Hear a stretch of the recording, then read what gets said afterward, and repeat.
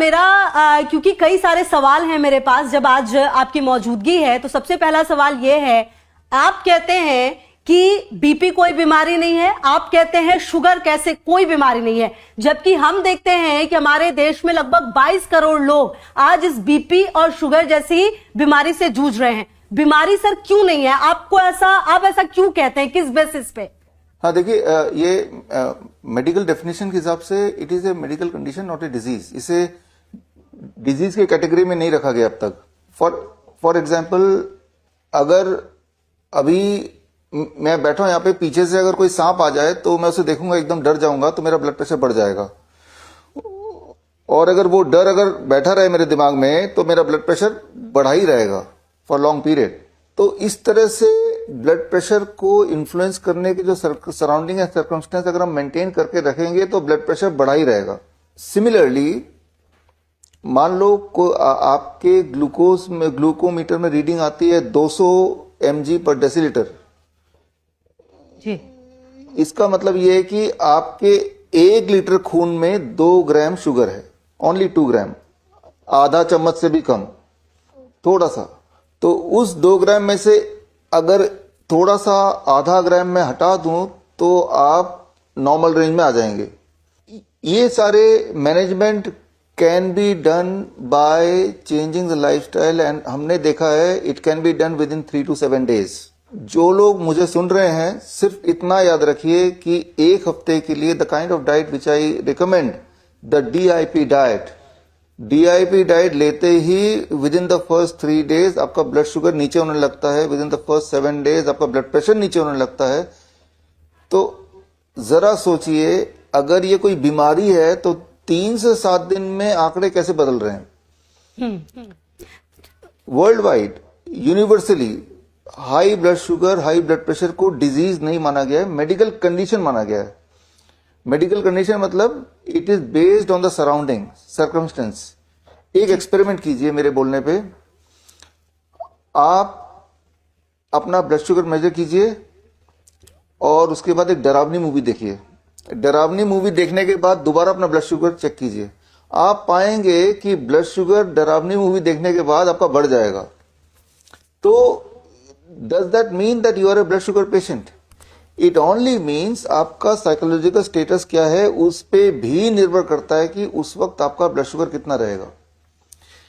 इसका मतलब अगर हम अपना फिजिकल और मेंटल बैलेंस को वापस ले आते हैं, जो कि 2-3 दिन 7 दिन में पॉसिबल है, तो blood sugar and blood pressure can be controlled और we can bring it back to the normal range and we can get rid of the medication. ये सारी बातें हम अपने हॉस्पिटल में रोज ही करते हैं। Even the people who are on insulin, हम डायबिटीज टाइप 2 की बात कर रहा हूं, हमने देखा है कि 3 से 7 दिन में उनकी इंसुलिन छूट जाती है by making all this changes. Number 1, be on DIP diet. Number 2, शाम के 6 बजे के बाद कुछ मत खाइए। याद रखिए, जो भी चीज 6 बजे के बाद खाएंगे, सनसेट के बाद खाएंगे, वो बॉडी में एक्यूमुलेट होगा and that is what creates high blood sugar and high blood pressure. जी।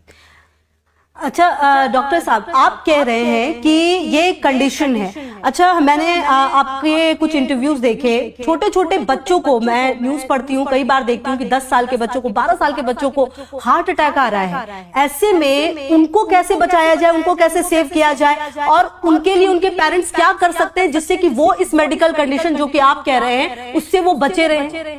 देखिए, 10-12 साल के तो नहीं, लेकिन हाँ 15-16 साल के बच्चे जरूर हैं जिनको हार्ट अटैक वगैरह आ रहे हैं, जो पहले कभी नहीं आते थे।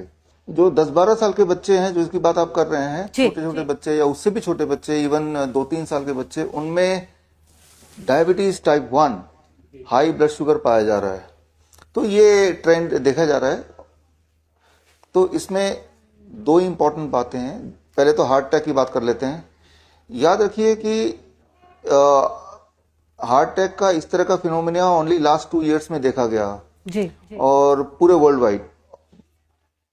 ये इसका जो कंक्लूजन निकाला गया वो ये कि जो कोविड के 2 वैक्सीन लगे थे उसी का रिजल्ट है about the excess cardiac arrest, excess heart attack. तो ये तो हुई एक बात। छोटे बच्चों में जो डायबिटीज टाइप 1 पाया जाता है उसका एक कारण है that is called auto immune disease, यानी कि उनके बॉडी के इम्यूनिटी उनके अपने सेल्स को ही खा रहे हैं। ऑटो इम्यून डिजीज को रोकना है, ऐसे पेरेंट्स को अगर अपने बच्चों को बचाना है, या जो डायबिटीज टाइप 1 ऑलरेडी डायग्नोस हो चुके उनको ठीक करना है, तो उसके लिए बड़ा सिंपल समाधान है। ऐसे food which triggers auto immune reaction, उन फूड को आपको स्टॉप कर देना, उनको नहीं लेना है। ऐसे फूड कौन से हैं? Number 1, animal protein. जो भी चीज जानवरों से आती है, चाहे दूध, दही, लस्सी, मक्खन, घी जानवरों से आती है, अंडा, मीट, मछली जानवरों से आती है, इनको अगर हटा दें फॉर दोज चिल्ड्रन, तो ऑटो इम्यून रिएक्शन कम होने लगता है, खत्म होने लगता है। रिफाइंड फूड, बिस्किट है, ब्रेड है, नमकीन है, पैक्ड फूड, इनको हटा दें तो ऑटो इम्यून रिएक्शन कम होने लगता है। ऑटो इम्यून रिएक्शन कम होगा तो डायबिटीज टाइप 1 का जो प्रेवलेंस है वो कम होगा, या जिनको ऑलरेडी जो इंसुलिन ले रहे हैं, इंसुलिन पे निर्भरता कम हो जाएगी, खत्म भी हो जाएगी। एक आखिरी बात, for all the children, for all the parents, आप गौर करेंगे कि बच्चों में कच्ची सब्जी और फल का जो इनपुट है, कितना खा रहे हैं, वो बहुत कम हो गया है, 0 हो गया है। किसी भी बच्चे से पूछेंगे आपने फल खाया, आपने कच्ची सब्जी खाई, टमाटर, खीरा, मूली, गाजर, ककड़ी, मटर, सलाद पत्ता वगैरह, तो ये जो नेचुरल स्टेट में फूड होता है, अगर इसे नहीं खाएंगे तो heart disease, high blood pressure, ये सारे मेडिकल कंडीशंस, ये सारी बीमारियां ये होती रहेंगी। जी। आज के बच्चे फ्रूट्स एंड कच्ची सब्जी खाना पूरी तरह भूल चुके हैं। उनके डाइट में कम से कम 50% diet should be of fruits and raw vegetable, सलाद जिसे बोलते हैं। जी। अगर वो ये कर देंगे उनके पेरेंट्स, तो जो जो उनके अंदर प्रॉब्लम थी, चाहे आप देखेंगे every third child is having चश्मा, तो चश्मा, वो आंख ठीक होने लगेगा, मोटे बच्चे होने लगे, वो उनकी हेल्थ ठीक होने लगेगी, इम्यूनिटी बहुत कमजोर हो गई है, बार बार जुकाम होता है, बुखार होता है, वो ठीक होने लगेगा। तो आसान है, let 50% off the food be raw vegetable and fruit, बस इतना कर दें एंड सी द मैजिक। जी। अच्छा सर, मैं देख रही थी कि आपने एक बार ये भी जिक्र किया कि जो दर्जी होते हैं उन्हें कभी भी डायबिटीज नहीं हो सकता। इनफैक्ट आपने इनाम की भी घोषणा की थी। इसका क्या मामला है ये, और इसके पीछे मतलब क्या चीजें हैं जो आप ऐसा कह रहे हैं? और दूसरी बात ये कि आजकल के वर्क प्रोफाइल में लोगों को बहुत मौका नहीं मिलता अब 10 to 6 के जॉब में कि आप एक्सरसाइज कर पाए, आप कुछ कर पाए, तो ऐसे लोगों के लिए क्या सलाह होगी आपकी कि वर्क आवर में भी वो अपने आप को फिट रखने के लिए छोटी छोटी चीजें कर पाए? ये बड़ा इंटरेस्टिंग है, ये मेरी इंटरेस्टिंग हमने ऑब्जर्वेशन स्टडी किया था। ये जो दर्शक देख रहे हैं वो भी अपने अपने दर्जी जिनको आप जानते हैं, एक बार फिर उनके पास जाइए और उनसे पूछिए क्या उनको हाई ब्लड शुगर है, क्या उनको हाई ब्लड प्रेशर है, क्या उनको हार्ट डिजीज है, क्या शारीरिक कोई भी प्रॉब्लम है उनको। आप ताज्जुब हो जाएंगे, आंसर मिलेगा। चाहे वो 50 साल का टेलर हो, चाहे वो 75 साल का टेलर हो, जिसने अपनी पूरी जिंदगी बैठे बैठे टेलरिंग जॉब भी बिताई है। एक टेलर 10 से 12 घंटा ऑन एवरेज काम करता है, बैठे ही रहता है, सेडेंट्री लाइफस्टाइल।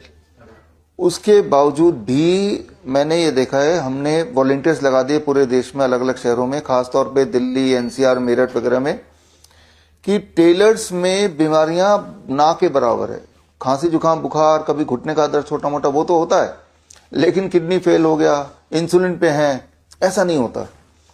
कोई हेडेक वगैरह हो गया छोटा मोटा, वो अलग बात है। या बहुत मोटा टेलर भी नहीं देखेंगे आप। तो इस पे हमने रिसर्च किया और पाया कि टेलर लगभग बीमार नहीं पड़ते। हमने इनाम रखा था कि 1 लाख रुपए का इनाम देंगे अगर कोई टेलर ऐसा मिले जिसको डायबिटीज है। तो ऐसे बहुत सारे आवेदन आए, लेकिन जब हमने क्रॉस चेक किया तो पाया थी या तो वो टेलर के पास जो टेलरिंग मशीन है उसमें मोटर लगा हुआ है, जो पैर से टेलर चलाते हैं, मैनुअल टेलर जिनमें पैर को मूव करना पड़ता है मशीन को चलाने के लिए, वो बीमार नहीं पड़ते। कारण ये कि इस वक्त मेरे ये एक हार्ट ये है जो कि ब्लड को ऊपर खींच रहा है, ग्रेविटी ब्लड को नीचे खींच रही है, एक बैलेंस मेंटेन होने की कोशिश कर रही है। आपको ये समझना होगा कि हमारे पास एक सेकेंड हार्ट भी है, दूसरा हार्ट, जिसे काफ मसल बोलते हैं, पिंडलियां जैसे बोलते हैं, काफ मसल्स। तो ये जो काफ मसल्स हैं ये तभी एक्टिवेट होते हैं जब, जैसे मैं बैठा हूं और अगर मैं अपने पैरों को हिलाऊंगा किसी भी डायरेक्शन में, जैसे कुछ लोगों की आदत होती है पैरों को हिलाते रहते हैं जब वो बैठे रहते हैं, जिसे बैड मैनर बोलते हैं, जिसे कई लोग अच्छा नहीं मानते, अपशकुन मानते हैं। दुनिया भर में देखा गया है कि जो लोगों की आदत है बैठे बैठे पैर हिलाते रहना, तो in return they are activating the calf muscles और उनमें बीमारियां कम होती हैं। ये वर्ल्ड वाइड देखा गया है। और हमने यही चीज टेलर्स में देखी। उनकी पैरों की मूवमेंट जिस तरह से होती टेलर मशीन चलाने के लिए, उसकी वजह से उनका सेकेंड हार्ट एक्टिवेट हो रहा है और दोनों हार्ट मिलके सर्कुलेशन को ट्रिगर कर रहा है, जिससे उनके हेल्थ बेनिफिट मिल रहा है इररिस्पेक्टिव ऑफ द फैक्ट कि वो 10 घंटे बैठे रहते हैं। उनका लाइफस्टाइल में डाइट भी कोई खास होता नहीं होगा, क्योंकि बहुत सारा पैसा नहीं होगा उनके पास अच्छा खाना खाने के लिए। इन सब के बावजूद भी उनमें बीमारियां तो हैं, लेकिन बहुत कम है, एक आम पब्लिक के मुकाबले वेरी वेरी लेस। तो इसका आम जनता के लिए जो मेरा आपको राय है या इस यहाँ पे मैसेज है वो ये, अगर आप मेरी तरह, जैसे मेरा जो है सीडेंटरी लाइफस्टाइल मेरा भी है कुछ हद तक, जैसे मैं बैठा हूं तो 10 घंटे मुझे यहीं बैठना है, ये मेरा ऑफिस है, और 10 घंटे अगर लगातार बैठे रहेंगे और रोज बैठे रहेंगे तो you can not escape the disease, कोई ना कोई बीमारी लग जाएगी। तो ऐसे में बिना एक्सरसाइज किए अगर आप ये आदत डाल लें कि बैठे बैठे पैर ऐसे हिलाते रहेंगे, जैसे मेरे पैर अभी हिल रहे हैं, आपको कैमरे में नहीं दिख रहा होगा बट राइट, तो इसे कहते हैं फिजिटिंग ऑफ लेग्स। आप गौर करेंगे इस तरह से अगर आप करते रहें तो आपकी एनर्जी ज्यादा रहेगी, नंबर 1, कंसंट्रेशन ज्यादा रहेगा, नंबर 2, शाम को जब आप घर जाने लगेंगे तो आपको लगेगा कि हम थके नहीं बिल्कुल भी। पैर हिलाते रहेंगे चाहे कोई कितना भी बीमार हो, वो थकेगा नहीं, क्योंकि जब आप पैर हिला रहे हैं तो आपका काफ मसल्स एक्टिवेट हो रहा है, और काफ मसल जब एक्टिवेट होगा तो आप थक नहीं सकते। तो पैरों को थोड़ा बहुत फिजिटिंग करते रहेंगे तो आपका ब्लड शुगर कंट्रोल होगा। हमने देखा है कि जो 1 घंटा फिजिटिंग करेंगे तो 30 mg पर डेसीलीटर ब्लड शुगर कम हो जाता है, अगर वो हाई ब्लड शुगर उसको है तो।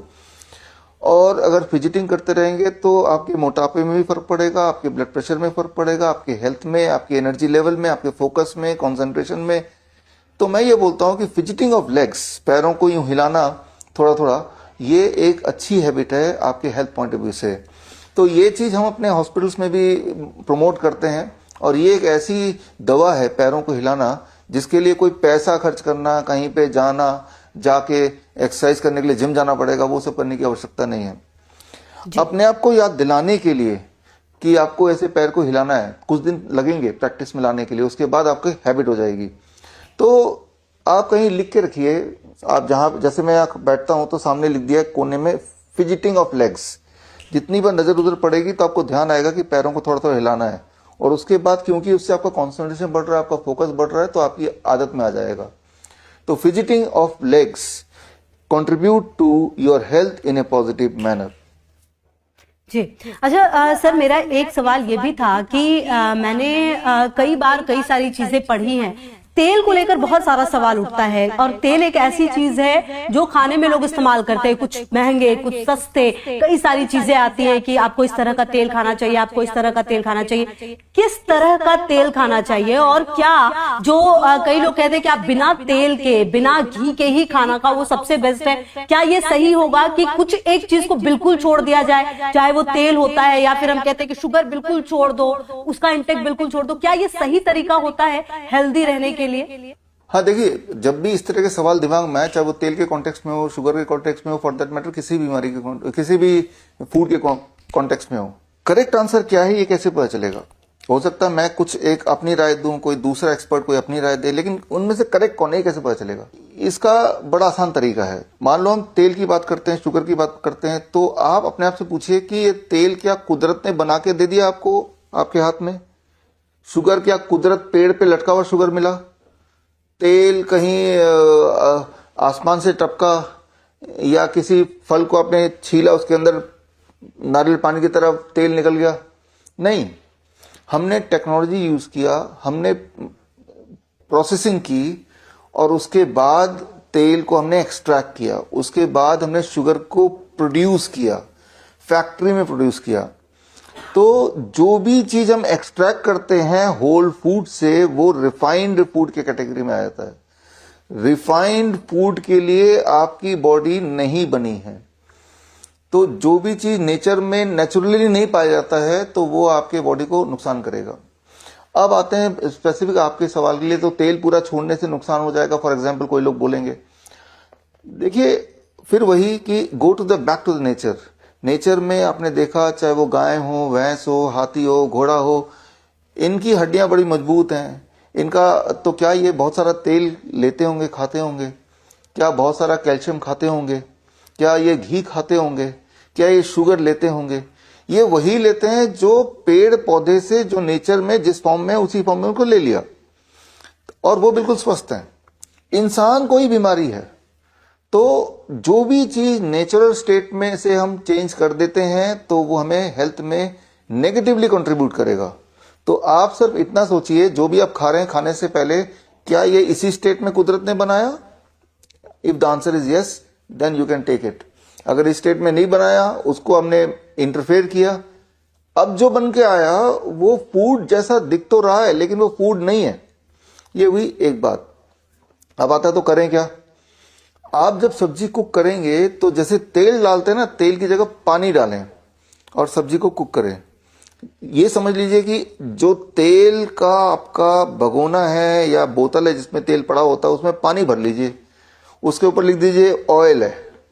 आप इमेजिन कीजिए कि ऑयल ही है। अब उसको, लिक्विड को यूज कीजिए सब्जी बनाते वक्त, उसको बार बार डालिए। आप हैरान हो जाएंगे कि जो लोग, जिनको आपको पता नहीं कि आपने तेल की जगह पानी डाला, उनको स्वाद में कोई फर्क नहीं लगेगा। उनको नहीं पता चलेगा कि आपने ऑयल फ्री फूड बनाया है, सिर्फ आपको पता है। तो आपके पैसे बच जाएंगे, उनकी हेल्थ बच जाएगी। एक बात एक्सपेरिमेंट कीजिए, आप तेल को लीजिए, उसको मुंह में, जीभ में डालिए। क्या तेल का कोई स्वाद है? क्या तेल मीठा है, खट्टा है, तीखा है? तो ये जो सोच है कि तेल की वजह से स्वाद आ रहा है, वो कैसे हो सकता है? और अगर आपको लगता है कि तेल की वजह से स्वाद आ रहा है, तो बिना तेल के पानी को तेल की जगह यूज करके आप कुक करके देखिए, स्वाद और बढ़िया होगा। जीरो ऑयल कुकिंग जिसे बोलते हैं। तो याद रखिए, आपका जो सवाल था, महंगा तेल, सस्ता तेल, कई तरह के तेल आते हैं। किसी भी तरह के तेल को जब आप हीट करते हैं तो हीट होने के बाद उनकी जो बॉन्डिंग ब्रेक होती है, तो सारे तेल एक ही तरह के हो जाते हैं और सारे तेल आपके लिए और खतरनाक हो जाते हैं। तो मैं तो ये बोलता हूं, अगर तेल यूज ही करना है तो कम, जो सबसे सस्ता तेल है वो यूज कर लो, कम से कम पैसे तो बचेंगे। हेल्थ तो बचनी ही नहीं है, पैसे तो बच जाएं। तो कभी कभी फॉर ए टेस्ट आप तेल का फूड, जिसे क्रेविंग है कि तेल से ही टेस्ट आता है, जो ये मान के ही बैठा हुआ है, हफ्ते में एक बार दो बार खा भी लिया। लेकिन इसको लाइफस्टाइल का पार्ट बनाएंगे, हर चीज तेल में तल के करेंगे, you cannot escape the disease, right? फिर तो आपने मान ही लिया कि मुझे तो बीमार रहना है। अब देखिए अपने आसपास, वो 30 साल से ऊपर वाले कोई, किसी को भी देख लीजिए, कौन ऐसा है जो बोल सकता है मैं हेल्दी हूं? कौन ऐसा है? वही बोल सकता है जो नेचुरल स्टेट में फूड को लेता हो, कम से कम 50% ऑफ फूड, जो मैंने बोला भी था, फ्रूट्स, कच्ची सब्जी लेता हो, ऑयल का कंजम्पशन मिनिमाइज किया हो, एनिमल फूड को छोड़ दिया हो। Only they can claim they are healthy. Otherwise तो मुझे कोई ऐसा मिला नहीं जो इंडियन स्टैंडर्ड डाइट पे हो और वो ये बोल दे कि मुझे कोई हेल्थ प्रॉब्लम नहीं है। ऐसा कोई नहीं मिला मुझे, जबकि मैं तो रोज हजारों लोगों से मिलता हूं। हमारे काम ही है लोगों से मिलना। जी। अच्छा सर, एक सवाल मेरा ये था कि आप कहते हैं कि घर जो है वो हॉस्पिटल का जो कोई भी आईसीयू होता है, उससे बेहतर आपका आईसीयू जो है वो घर में बन सकता है। कुछ चीजें हटानी होंगी, कुछ चीजें ऐड करनी होंगी। कैसे बन सकता है? और क्योंकि ये एक ऐसा सवाल है जो आज के डेट में, कोरोना के बाद, हर व्यक्ति चाहता है कि कुछ ऐसी चीजें, उसको टेक्निक पता हो, कुछ ऐसी चीजें पता हो जिससे वो तुरंत फर्स्ट एड अपने घर में बहुत बेहतर तरीके से कर सके। ये बहुत इंपॉर्टेंट है, इससे कॉन्फिडेंस भी आएगा, डर के माहौल से बाहर निकल जाएंगे आप लोग, और ऐसा सिचुएशन आ जाए तो कुछ ना कुछ आप कंट्रीब्यूट कर पाएंगे। इसमें शुरू करते हैं हार्ट अटैक से। एंजाइना, हार्ट अटैक, जो कि बहुत कॉमन होता जा रहा, आपने पूछा भी सवाल जी। एक बात याद रखिए, जब भी किसी को हार्ट अटैक आता है तो पहले 20-30 मिनट में जो होना हो चुका होता है, उसके बाद या तो वो जिंदा रहेगा या मर चुका होगा। अब जरा सोचिए, जब किसी को हार्ट अटैक आएगा, जरूरी है कि हॉस्पिटल के अंदर हार्ट अटैक आए? वो तो रास्ते में आएगा, घर पे आएगा, स्कूल में आएगा, कहीं भी आ सकता है, सड़क पे आएगा, बाजार में आएगा। उस वक्त अगर वो if you happen to be near them, तो आप ही उसके डॉक्टर हैं। अगर आप इस सोच में पड़ गए कि इसको हॉस्पिटल ले जाओ, तो वो तो पहले जो 20-25 मिनट, 30 मिनट हैं वो आपने वेस्ट कर दिए, और उसके बाद जो होना है हो चुका है, फिर कोई कंट्रीब्यूशन किसी का नहीं है। हॉस्पिटल ले जाएंगे, वो कुछ ना कुछ करेंगे, ईसीजी करेंगे, एंजियोग्राम करेंगे, एंजियोप्लास्ट करेंगे, लेकिन वो खतरा या तो टल गया है या वो मर चुका है। अब उनके पास एक मुर्गा आ गया कि इसको हम एंजियोग्राम कर दें, एंजियोप्लास्टी कर दें और इससे पैसे ऐंठ लें। याद रखिए, हार्ट अटैक का एंजियोग्राम से, एंजियोप्लास्ट से कोई लेना देना नहीं है, वो सुपरफिशियली होता है। इस बारे में कभी और चर्चा करेंगे, लेकिन अभी आपका सवाल यह है करना क्या चाहिए, अपने घर को कैसे आईसीयू बनाएं। स्टेप 1 हम अपने हॉस्पिटल में ये करते हैं, अपने पेशेंट को सिखाते हैं, और हॉस्पिटल में डॉक्टर्स भी यही करते हैं। हमारे 20 हॉस्पिटल्स हैं हिम्स के नाम पे, तो यही होता है। तो देखिए, स्टेप 1, किसी को भी हार्ट अटैक आए, मान लो वो आप खुद भी हैं, तो आपको स्टेप 1 अपने पोस्चर को चेंज करना है।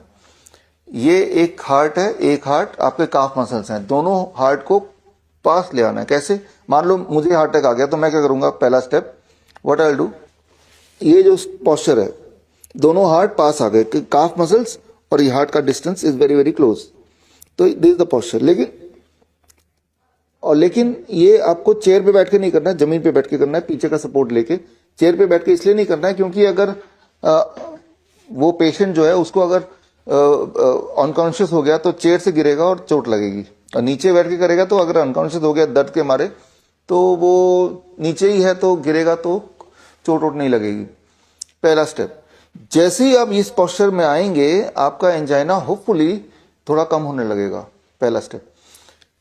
सेकेंड स्टेप, अदरक, इतना बड़ा अदरक का पीस लेके, हमारे हॉस्पिटल में अदरक कहीं कहीं रखा रहता है, फटक से अदरक लिया, पेशेंट के मुंह में ठूस दिया, और पेशेंट अगर कॉन्शियसनेस में है तो अदरक को चबाएगा, वो चबाना है। जब अदरक चबाएंगे, इस पोस्चर में रहेंगे, तो आंखों से आंसू आने लगेंगे, 15 मिनट लगेगा। जैसे जैसे आंसू आएंगे वैसे वैसे एंजाइना कम होगा, वैसे वैसे ब्लड वेसल डायलेट होगा, वैसे वैसे नाइट्रिक ऑक्साइड प्रोड्यूस होगा, और आधे घंटे में वो सिम्टम चले गए और आप ठीक हो गए। इतना ही करना है। साथ में एक तीसरा स्टेप हम कराते हैं, एक बाल्टी में 45 डिग्री सेल्सियस पानी, गीजर का पानी आ जाएगा, और बाल्टी आने में मान लो 10 मिनट लग गए, तब तक ये कर रहा है दोनों स्टेप, और फिर चेयर पे बिठा दिया और दोनों पैर बाल्टी के अंदर, जो कि गर्म पानी है। जैसे ही दोनों पैर बाल्टी के अंदर है तो काफ मसल, सेकेंड हार्ट भी बाल्टी के अंदर है, और ब्लड वेसल डायलेट होंगे, ब्लड सर्कुलेशन बढ़ेगा, और होपफुली उसके सिम्टम विल गो अवे। ये आधे घंटे तक करना है, बकेट वाला जो बोल रहा हूं मैं। यही 3 स्टेप हम कराते हैं, इसे कहते हैं वेजो स्टिमुलेशन थेरेपी। वेजो स्टिमुलेशन थेरेपी, ये तीनों स्टेप करने के लिए कोई हॉस्पिटल की जरूरत नहीं है, ये सारी चीजें घर पे ही हैं। अब आते हैं और मेडिकल इमरजेंसी, 1-2 बता देता हूं। मान लो किसी का ब्लड प्रेशर शूट हो गया, हाई हो गया, या फीवर हो गया, फीवर हो, हाई ब्लड प्रेशर हो, इसको लो करने का एक रामबाण इलाज है। बाल्टी में 42 डिग्री सेल्सियस पानी हो, पेशेंट ऐसे बैठा हो और दोनों पैर बाल्टी के अंदर, 42 डिग्री सेल्सियस पानी मेंटेन रखना पड़ेगा फॉर नेक्स्ट 30 मिनट्स। ऐसा करेंगे तो फीवर भी नीचे आता है, ब्लड प्रेशर भी नीचे आता है, थकान भी नीचे आती है, डिप्रेशन भी कम होने लगता है। रात को ऐसा करेंगे तो नींद भी अच्छी आती है। तो देखिए, एक बाल्टी और गर्म पानी से कितने सारे चीजें हो गई। मान लो किसी को सांसें नहीं आती, SpO2 कम हो जाता है, राइट, ऑक्सीजन इनटेक कैपेसिटी कम हो जाती है, पेशेंट को ब्रेथलेसनेस में आ जाता है, तो तब बोलते हैं ऑक्सीजन सिलेंडर लाओ, ऑक्सीजन सिलेंडर लाओ, जो तो हॉस्पिटल में जाना पड़ेगा। ऐसे में पेशेंट पहली गलती करते हैं कि इस तरह से वो बैठते हैं या पीठ के बल लेट जाते हैं। जो लोग मुझे सुन रहे हैं, इस तरह से आप बैठ के देखिए अभी मेरे साथ, आप ऐसे करते ही आपकी सांसें अटकने लगेंगी। तो ये जो पोस्चर है, ये आपके हार्ट को लंग के ऊपर डाल देता है, लंग की कैपेसिटी और छोटी हो जाती है, and it is difficult to breathe. आप गौर से देखेंगे तो पाएंगे कि जब भी पेशेंट बोलता है कि आई एम फीलिंग ब्रेथलेस, तब देखेंगे वो या तो पीठ के बल लेटा होगा या इस तरह का कोई पोस्चर होगा, और ऐसे हाँफ रहा होगा। अब इसका उल्टा कर देते हैं। जैसे ही मैंने पोस्चर पेशेंट का ऐसे चेंज किया, जैसे अभी मेरा पोस्चर है, ये पोस्चर करते ही अभी आप मेरे साथ करेंगे तो आपका लंग खुल गया बाय 20%, और आपका सांसें आसान हो गई। अगर आपने ऑक्सीमीटर लगाया होगा, विद इन 15 मिनट्स आप देखेंगे SpO2 बढ़ने लगेगा। या फिर हम पेट के बल लिटा देते हैं अगर पेशेंट बैठ नहीं सकता है। पेट के बल लिटाने को कहते हैं प्रोन वेंटिलेशन। इससे आपकी जो ब्रीदिंग कैपेसिटी बढ़ जाती है। तो जहां तो वो वेंटिलेटर की बात कर रहे हैं, जहां तो वो ऑक्सीजन सिलेंडर की बात कर रहे हैं, वहां just by changing the posture you can give the better benefit, not the same amount of relief, better relief. क्योंकि ऑक्सीजन सिलेंडर से आपके लंग में निमोनिया होने लगता है। वेंटिलेटर से तो इंसान कभी वापस ही नहीं आता भी तो 1-2 महीने जीता है, तो वो तो आउट ऑफ क्वेश्चन है ही। तो मैंने आपको बताया, चाहे वो लंग हो चाहे वो हार्ट हो, किस तरह से आप उसको इमरजेंसी में यूज कर सकते हैं। अब एक आखिरी 1 मिनट लेता हूं, किडनी की बात कर लेते हैं। जी। ऐसे पेशेंट जो ये आप में सुन रहे हैं जिनके पैर सूज जाते हैं, यूरिन आउटपुट बड़ा लो है, सिर्फ इतना करना है कि आपको आपका जो बेड है, बेड में एक तरफ 2-3 ईंटें लगा देंगे तो bed will be inclined, bed ऊंचा हो जाएगा। मान लो ये आपका बेड है और ये बेड है और आपने इस तरह से इंक्लाइन कर दिया बाई 1 फीट एक्स्ट्रा, यहां सिर और यहां पैर। इस पोस्चर में जब वो लेटेंगे और ऐसा अगर 2 घंटे तक लेटते हैं तो उनकी सूजन कम होने लगती है, उनका यूरिन आउटपुट बढ़ने लगता है और उनके जो क्लासिक सिम्टम है क्रॉनिक किडनी डिजीज के, वो ठीक होने लगते हैं। तो जिसके लिए अदरवाइज वो सोच रहे थे हॉस्पिटल जाएंगे, दवाई खाएंगे। तो मैंने आपको बताया, चाहे वो किडनी की बात करें, चाहे वो लंग की बात करें, चाहे वो हार्ट की बात करें, हम घर की चीजों से ही हम इमरजेंसी को इजीली हैंडल कर सकते हैं। और हम तो करते ही हैं, क्योंकि जब ड्रग फ्री हैंडलिंग होगी तो याद रखिए वो सेफ होगा। और वो कोई लोग बोलते हैं ये तो बड़ा स्लो प्रोसेस है, ये बड़ा फास्ट है, it is much faster, right, और सेफ भी है। तो इसी तरह से देयर आर 65 मेडिकल कंडीशंस जो इंसान जिससे इमरजेंसी आ सकती है। हर मेडिकल कंडीशन के लिए हमने ऐसे प्रोटोकॉल बनाए हैं। अगले महीने हमारी किताब भी आएगी, protocol of emergency medicine, POEM, protocol of emergency medicine, poem बोल देंगे इसको। तो इसी नाम से मेरी किताब भी आएगी और वो जनता पढ़ के अपने घर पे ही अपना इलाज कर पाएगी, आई एम श्योर। जी बिल्कुल। अच्छा सर, आप डाइट की बात जब करते हैं, DIP की, ये क्या है और डाइट में सबसे ज्यादा इंपॉर्टेंट क्या है? एक बात तो जैसे आप कह रहे थे कि 6 बजे के बाद अगर आप खाना नहीं खाते तो वो बहुत ज्यादा हेल्पफुल है, लेकिन सर अगर ये 6 तो थोड़ा सा जल्दी हो जाता है, ऐसे 10 से 6 की जॉब भी लोग बहुत सारे करते हैं, वो मैक्स टू मैक्स कितना हो सकता है? देखिए, चल दूसरा पार्ट पहले लेता हूँ। 6 बजे आइडियली हम उनको बोलते हैं जो ऑलरेडी बीमार हैं, जो कि इस लायक ही नहीं कि जो हॉस्पिटल जो काम पे जा सकें, कैंसर का आखिरी स्टेज पे है, क्रॉनिक किडनी डिजीज, डायलिसिस पे है, ऐसे लोग तो लाचार घर पे ही पड़े रहते हैं। जी, तो उनके लिए तो 6 बजे, क्योंकि उनका प्रायोरिटी है कि पहले वो ठीक हो जाएं, उनको कहीं जाना नहीं, कहीं जा ही नहीं पा रहे हैं, तो वो तो सनसेट के साथ साथ खा लें। अब आता है जो लोग जॉब पे जा रहे हैं, यानी कि वो लोग उतने अनहेल्दी नहीं है, वो उनका थोड़ा बहुत कुछ दिक्कत है, कोई दवाई वगैरह पे है, दर्द वगैरह होता रहता होगा, लेकिन as such they are mobile.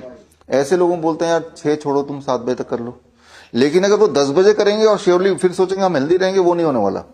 7 बजे तक आप खा लो। ये देखा गया, कई लोगों की नाइट शिफ्ट होती है, हमारे हॉस्पिटल में बहुत डॉक्टर हैं जो नाइट शिफ्ट में काम करते हैं, जो गार्ड होते हैं वो रात को ही काम करते हैं, नाइट गार्ड। तो पूरी दुनिया में देखा गया कि जो लोग नाइट शिफ्ट में काम करते हैं और जैसे एयर होस्टेस हैं, ऐसे लोगों की जो मोर्टलिटी रेट ज्यादा होती है, ऐसे लोगों में कैंसर, हार्ट डिजीज अनफॉर्चुनेटली ज्यादा होती है। जैसे सोल्जर्स हैं, मजबूरी है, रात को काम करना पड़ता है, उनको नाइट ड्यूटी, वो 24 घंटे काम करना पड़ता है, तो रात को भी कुछ लोगों को काम करना पड़ता है। तो अनफॉर्चुनेटली इससे हमारे बॉडी की सर्केडियन रिदम ब्रेक हो जाती है। जो खाना सनसेट के बाद खाएंगे और सनराइज से पहले खाएंगे, वो खाना आपकी बॉडी में ब्लॉकेज बनाता है, ट्यूमर बनाता है, स्टोन बनाता है, वही वाला ब्लड शुगर को हाई कर देगा। तो जिनकी तो मजबूरी है वो तो एक अलग कैटेगरी के लोग हैं, लेकिन जो लोग घर पे पड़े हुए हैं बीमार, जो कुछ और नहीं कर पा रहे, एटलीस्ट वो तो मैं ये बोल रहा हूँ, गिवन अ चांस, आप 6 PM you finish your dinner, और जो नहीं कर पा रहे हैं surely by 8 PM you finish your dinner. After that don't need to take anything. आप काम चाहे 10 बजे तक करो, लेकिन खाना 8 बजे खा लो। ये एक बदलाव से आपका बॉडी का जो सर्केडियन क्लॉक है वो ठीक होने लगेगा। सर्केडियन क्लॉक के ठीक होने से बहुत सारी बीमारियां, चाहे ट्यूमरस ग्रोथ है, कैंसर है, हार्ट डिजीज है, वो they all fall in place. ये जो 2017 का नोबेल प्राइज विनिंग साइंस यही कहता है, ये सर्केडियन रिदम पे ही नोबेल प्राइज मिला है, और जिससे ये पाया गया कि जितनी सारी बीमारियों के नाम आप जानते हैं उनका कोर क्या है, बॉडी के सर्केडियन क्लॉक, बॉडी क्लॉक बोल सकते हैं, का बिगड़ना। और वो कैसे हम बिगाड़ते हैं, जैसे सुबह नॉर्मली अभी तो ये शूटिंग चल रही है, अदरवाइज मैं अपनी खिड़की पूरी खोल रखता हूँ। सुबह हमारे कमरे में लाइट पूरा होना चाहिए, और शाम के ढलने के बाद डार्कनेस, उतना ही candle light, right. Circadian clock हमारा ठीक रहेगा तो ही जाके हम हमारे बॉडी की we can be disease free. और अगर आप हमारे हॉस्पिटल में जाइए, 6 बजे के बाद डिनर नहीं मिलता है, लाइटें डिम कर देते हैं हम, और हमें पता है कि इतना करने से ही पेशेंट को रिलीफ मिलना शुरू हो जाता है। और ये सारी चीज तो घर पे की जा सकती है, किसी हॉस्पिटल में जाने की जरूरत नहीं है। अब आते हैं आपका DIP diet. Only in 1 minute I can complete it. DIP diet आज से 15 साल पहले मैंने इसका इजाद किया था। Government of India, government of Nepal, Malaysia की लिंकन यूनिवर्सिटी ने इस पर बहुत सारे क्लिनिकल ट्रायल किए और उसमें पाया डायबिटीज़ हो, हाइपरटेंशन हो, मोटापा हो, क्रॉनिक किडनी डिजीज हो, इनमें बड़ा बेनिफिशियल है, बोन डिजीज में बेनिफिशियल है। डीआईपी डाइट में सिर्फ इतना करना है, 12 बजे तक आपको फलों पे रहना है, फलाहार। 3 से 4 तरह के फल ले लीजिए। अगर आप ब्लड शुगर के पेशेंट हैं तो मीठे फल जरूर खाइए, आम है, केला है, चीकू है, अंगूर है, मीठे खाइए, खट्टे खाइए, जो मिल जाए वो खाइए, पेट भर के खाइए। कितना पेट भर के? मेरा वेट 70 kg है, इंटू एक जीरो और लगा दीजिए, 700 ग्राम। जो भी आपका वेट है, एक जीरो और लगा दीजिए, उतना ग्राम तो खाना ही खाना है। एक बार में, 2 बार में खाइए, जितना खाएंगे उतना भूख बढ़ेगी। 12 बजे तो कुछ और नहीं खाना, ना ब्रेड खाना है, ना पराठे खाना है, कुछ नहीं। पेट भरना है फलों से। स्टेप 2, लंच और डिनर के लिए जब भी बैठेंगे 2 प्लेट ले लीजिए, प्लेट 1 एंड प्लेट 2। प्लेट 2 में जो आप खाते आए वही खाइए, रोटी सब्जी, दाल चावल, डोसा, इडली। तो हमने रिस्ट्रिक्ट कुछ नहीं किया, लेकिन उसको खाने से पहले प्लेट 1 में सलाद लीजिए 3-4 तरह के, टमाटर, खीरा, मूली, गाजर, ककड़ी वगैरह। बॉडी वेट इंटू 5, मेरा body weight 70 kg into 5, that becomes 350 ग्राम। इतना आपने प्लेट 1 खा लिया और अब आप प्लेट 2 खाएंगे। आप हैरान होंगे कि पहले 2-4 दिन तो प्लेट 1 खाने से पेट भर जाएगा, प्लेट 2 की नौबत नहीं आएगी। उसके बाद आपकी भूख इतनी बढ़ जाएगी कि प्लेट 2 भी आप एम्पल अमाउंट ऑफ खा पाएंगे।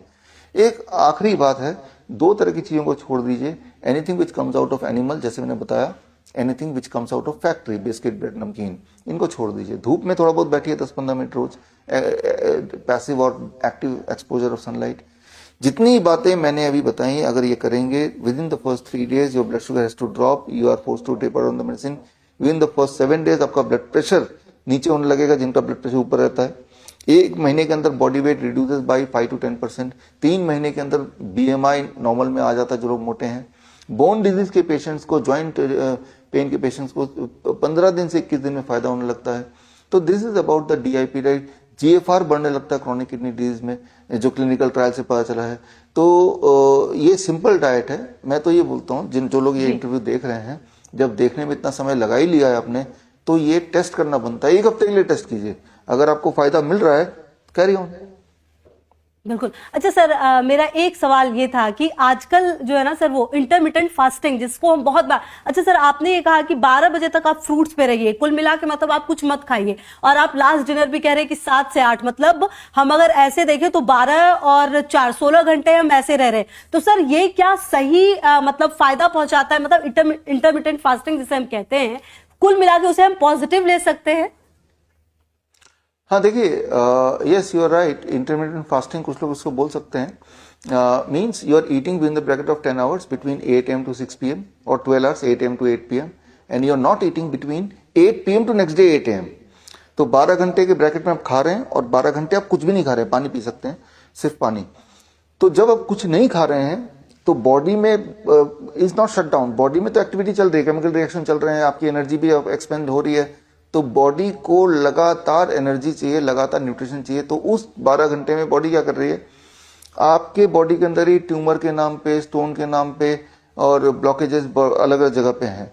तो body breaks up the stone, body breaks up the tumour and extract the nutrition from it. कोई ट्यूमर को आप तोड़ के निकालेंगे तो या उसके अंदर आप देखेंगे पोटेशियम होगा, सोडियम होगा, प्रोटीन होगा, कार्बोहाइड्रेट होगा, वो सारे न्यूट्रिएंट होंगे जो आपकी बॉडी को चाहिए, वही सारा स्टोरेज है। तो body breaks up those stored things जो अदरवाइज आपके लिए ठीक नहीं है, और उसी को पॉजिटिवली न्यूट्रिशन की तरह यूज कर रहा है। बॉडी की इस फिनोमिना को कहते हैं ऑटोफेजी। ऑटोफेजी एक ऐसा साइंस है जिसको 4 अलग टाइम में नोबेल प्राइज मिल चुका है। यही एक साइंस है जिसको 4 बार नोबेल प्राइज मिल चुका है, अलग अलग टाइम पे, इन लास्ट 50 years। तो मैं ये बोलना चाह रहा हूँ कि ये 12 घंटे के ब्रैकेट में आप खाइए, पेट भर के खाइए, राइट, और लेकिन 12 घंटे बिल्कुल मत खाइए, क्योंकि कुदरत ने हमें जो बनाया है वो sun during the sunrise, while the sun is rise, उस हिसाब से बनाया है। आप एक्सपेरिमेंटली कभी देखिए, आप रात को, आधी रात को आप किचन में जाते हैं पानी पीने के लिए नींद से उठ के, तो आप अक्सर नोटिस करते हैं खुचर पुचर कुछ ना कुछ कुतरने की आवाज आती है चूहे की। तो चूहा नॉक्टर्नल एनिमल है, उसको कुदरत ने बनाया रात को खाने के लिए, तो वो रात को खाएगा, दिन को नहीं खाएगा, right. Given a chance the rats will eat in the night. तो मैं ये बोलना चाह रहा हूं कि एक रिदम बॉडी का पहले से कुदरत ने डिजाइन किया, उस रिदम को जब हम ब्रेक करेंगे, मान लो चूहे को पकड़ के आप दिन में खिलाना शुरू करते हैं, रात को फूड से हटा लें, तो चूहा मोटा होने लगेगा। ये एक्सपेरिमेंट कई बार किया गया है ऑल ओवर द वर्ल्ड।